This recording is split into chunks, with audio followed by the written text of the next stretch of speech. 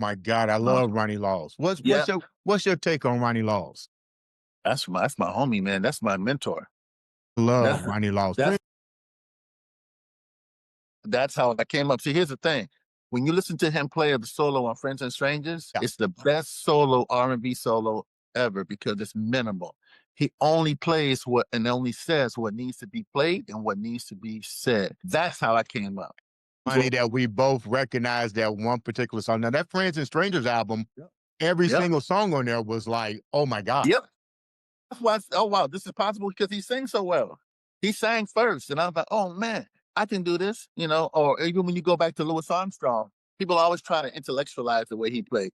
The brother played the way he sang. Right. He played like he was picking cotton in the on fields and sang that way too. So my thing is at this point, I think that would be my, if I put down the horn and start singing Lovely Day or start singing Be Thankful for What You Got, people are like, whoa, this is different. This is different. And a lot of my colleagues are starting to try to sing too. It's kind of funny to watch them, it's kind of funny actually, to kind of watch. Because I mean, hey man, people trying to get their money. What I can say is I'm grateful and humbled by that. I started our little wave of doing it in the 80s because wasn't nobody doing, that kind of thing when I was coming up. Kenny doesn't sing and what's the other one? Boney James doesn't sing. Just can say that. What do you think about Boney James and nobody really likes him. He's not a good saxophone player. I tell you, the marketing aspect on Boney is great.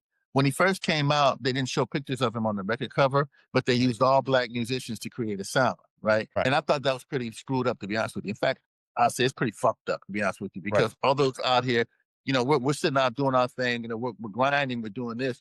All of a sudden up comes this dude, you don't know who he is or what he is, but you know it's a record company trick because they've been doing that for, with black music in the 50s and 60s and whatever. So by the time these 3 records in, everybody's like, oh, Boney James got to be a brother. And all of a sudden, there's the picture of him. You know what? I said the same identical thing because you never knew who he was because my baby brother, Darnell, he loves Boney James. And he was liking Boney James when he was in high school. So he the one who helped me to Boney James. But I could never find any pictures of who he was, you know what I mean, until much, much, much later. Now, my second two that I want to talk to you about is your take on, I love this guy, Ramsey Lewis, and Najee. Came up on Ramsey Lewis.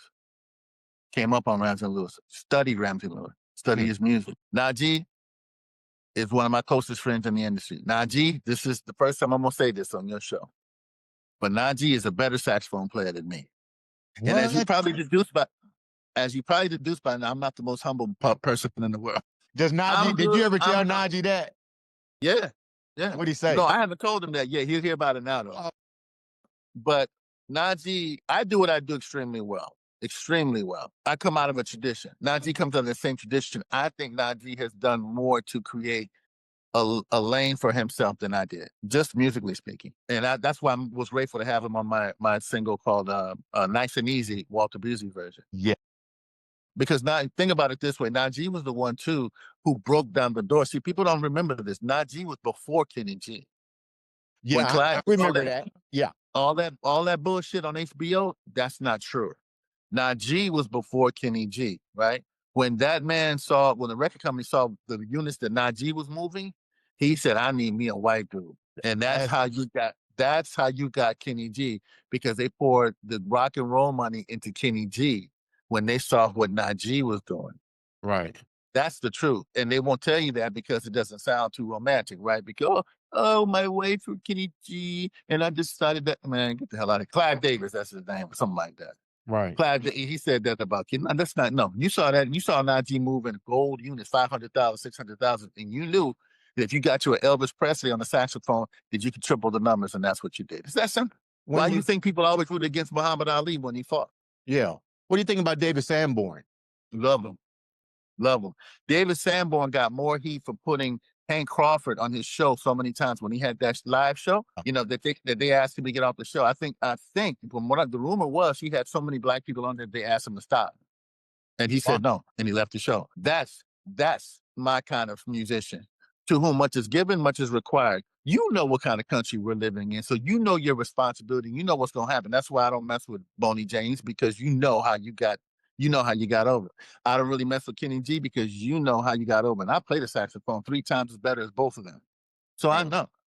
And everybody who knows my style knows that I play that. And I was hoping for him in Virginia because I'm going to do a gig in Virginia. And he was going to close. I asked to open, and he's not on the hit anymore. I don't know. Maybe he heard that I was on that. He just said, "Nah, I don't want to do that."